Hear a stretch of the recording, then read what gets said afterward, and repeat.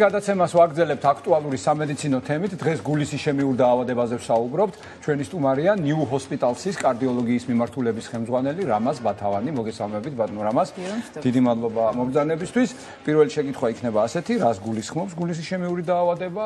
რა პროცესები მიმდინარეობს ამ დროს ორგანიზმში? მოგესალმებით, მივესალმები თქვენს მაყურებლებს.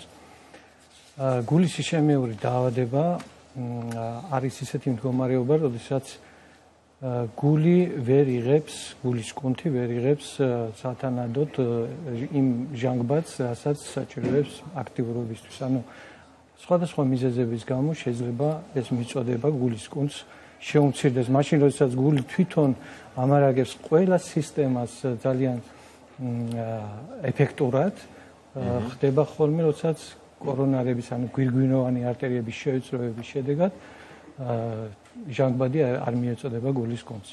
ეს არის გულის ისემიური დაავადება, ანუ ისემია არის ჟანგბადის ნაკლებობა, სისხლის არ მიწოდება ქსოვილთან და აქედან გამომდინარე აღმოცენდება ტკივილი, რომელსაც ჩვეულებრივად ჩვენს ყოფაში სტენოკარდიის სახით იცნობენ. რა არის გამომწვევი მიზეზები და რას უნდა ვუფრთხილდეთ? გამომწვევი ძირითადი პათოგენეზური მექანიზმი გახლავთ ათეროსკლეროზული ფოლაქის ჩამოყალიბება, რა თქმა უნდა, ამას წინ ბევრი სხვა პროცესები უძღვის. ეს არის ქრონიკული ანთება სისხლძარღვში შიდა გარსზე, შემდეგ ქოლესტერინის ფრაქციის ჩალაგება იქ, დაბალი სიმკვრივის ლიპოპროტეინების და ამ ფონზე თანდათანობით შევიწროება. თუ ეს შევიწროება მოხდა სწრაფად, ან დაზიანდა ფოლაქის ზედაპირი და იქ თრომბი გაჩნდა, მაშინ ხდება ხოლმე მწვავე მიოკარდიუმის მივაქციოთ ყურადღება, ანუ ექიმთან როდის უნდა მივიდეთ და რისკ ჯგუფში ვინ ვართ? მე ვიტყოდი, რომ ნებისმიერი ტკივილი ან დისკომფორტი, რომელიც გულკერდის არეში აღმოცენდება, უნდა იყოს შეფასებული და დიფერენცირებული. გვაქვს გულის ისემიური დაავადების დროს ტიპიური ხასიათის ტკივილი, ეს არის კერდის ძვლის უკან არსებული ტკივილი, ძალიან ძლიერი, მწველი და არსებობს ატიპიური ტკივილები. მაგალითად, ზოგჯერ შეიძლება ადამიანი უჩიოდეს კუჭის არეში ტკივილს, ეპიგასტრიუმის. ანუ აბდომინალური ფორმა ეგრეთ წოდებული, ხო? ან კონდეს ქვედა ყბაზე გადაცემა, რასაც ხანდახან ქვედა ყბაზე, როდესაც თქვათ კბილის ექიმთან მიდის ადამიანი და ხშირად არის რომ აი მხარს იტკივებენ და ხელში გადამდის ტკივილი, ანუ ესეც შეიძლება იყოს გულიდან გამოწვეული. რა თქმა უნდა, შეიძლება იყოს, ესეც ახლავს, ეს არის რადიაცია ტკივილის და გარდა ამ ტკივილის ჩვენ რასაც ვეხებით უშუალოდ გულის ისემიურ დაავადების, შესაძლებელია ტკივილი იყოს არაკარდიულიც. ანუ ისემიის არარსებობის დროსაც მიზეზი იყოს ნექტაშუა ნევრალგია, იყოს კისრისდია ქარი, მაგალითად მქონია ზუსტად ეს ჩივილი, რასაც თქვენ ამბობთ, მაგალითად ხელის მოკიდებით, როდესაც მტკიო და აღმოჩნდა ნევრალგია. ხელის დაჭერით ან თქვათ შეხებით ტკივილი თუ ძლიერდება, ეს ტკივილი არ არის გულის. ბატონო რამაზ, რისკ ჯგუფსაც რო გითხრათ, ვინ არიან რისკ ჯგუფში? რისკ ჯგუფს იცით რა, ასაკის მატებასთან ერთად იზრდება გულის ისემიური დაავადების და არა მარტო გულის ისემიური დაავადების განვითარების რისკი, ბევრი სხვა დაავადებაც ასაკობრივ, ასე ვთქვათ, ჭრილში მოიაზრება. საინტერესო არის ის, რომ ბოლო მონაცემებით რეკომენდებულია 40 წელს ზემოთ მამაკაცების და 50 წელს ზემოთ ქალების სკრინინგის ჩატარება, ან ვთქვათ, ქალებში მენოპაუზის შემდეგ განსაკუთრებით.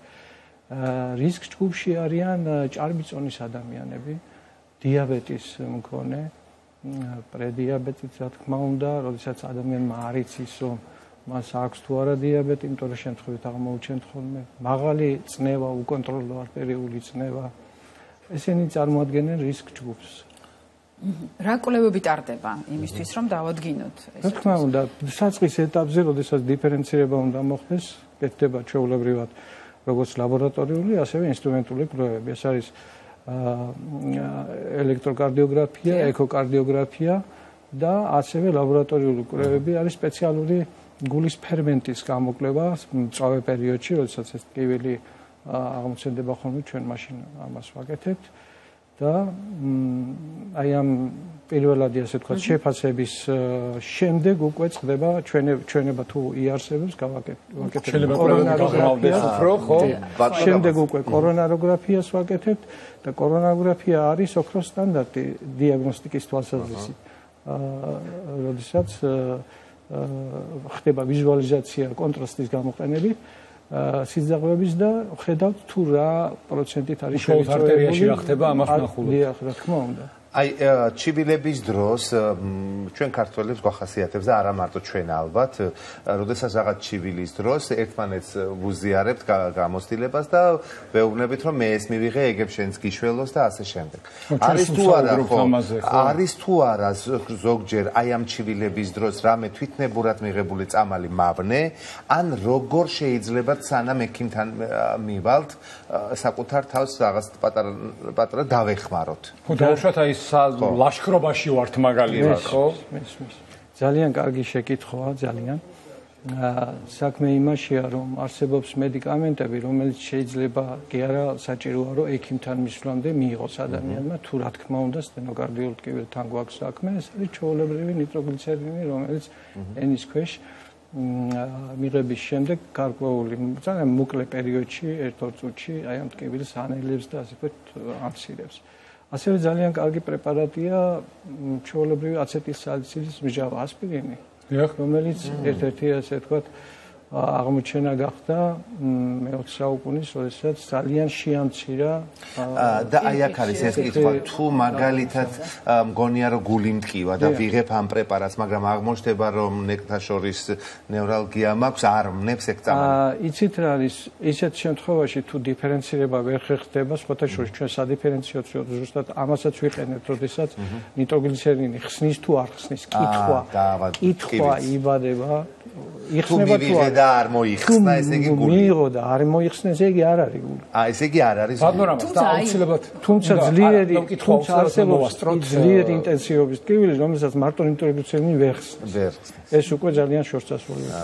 კურნალობა ნიუ ჰოსპიტალში როგორ ხდება? ანუ კონსერვატიული ქირურგიული რამე დგომებია თქვენ? კონსერვატიული კურნალობა მინდა გითხრათ რომ გულის შემეულ დაავადებას დასაწყისიდან გაზდებს ბოლომდე, ასე ვთქვათ, წამლის გარეშე არც ერთ ეტაპზე პაციენტი არ იქნება, იმიტომ რომ მას სჭირდება ვთქვათ ისეთი პრეპარატები, რომლებიც ხელს შეუშლიან აი იმ პროცესის წინ წასვლას, რასაც ქვია ათეროსკლეროზული დაავადების, ასე ვთქვათ, განვითარება, ხო?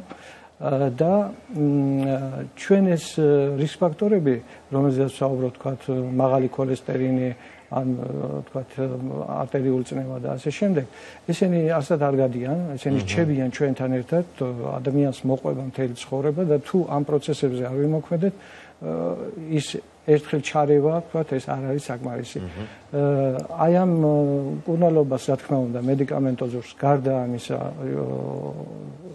ხანდახან სჭირდება ადამიანს რომ ჩაუტარდეს სტენტირება, კორონაროგრაფია და სტენტირება, ანუ გაფართოება ამ სიძაღლების და სტენტის იმპლანტაცია და არის შემთხვევები, როდესაც საქმე მიდის კორონარულ შუნტირებამდე სიძაღლების ღია ოპერაცია ეს გახდა და აი ამ გზით ხდება. ნიუ ჰოსპიტალს საბედნიეროდ გააჩნია ძალიან კარგი ინფრასტრუქტურა ამისოთ და მინდა გითხრათ რომ საკმაოდ გამოცდილი სამედიცინო პერსონალი. ძალიან დიდი მადლობა. დიდი მადლობა ჯანმრთელი წესია ყველასე კარგი. დიდი მადლობა თქვენ და ვისარგებლებ იმით რომ ახალი წელი დგება და მინდა თქვენს და თქვენს მაყურებლებს მოგილოცოთ მადლობა. ახალი წელი, გესურვოთ ბედნიერი დამდეგი შობა ახალი წელი და წარმატება. ჩვენც გილოცავთ. ძალიან მადლობა. დღეს ნიკოლოზობა და ნიკოლოზობასაც გილოცავთ. ძალიან დიდი მადლობა. ნიუ ჰოსპიტალსის კარდიოლოგიის მიმართულების ხელმძღვანელი რამაზ ბათავანი იყო დღეს იმედის დილის სტუმარი.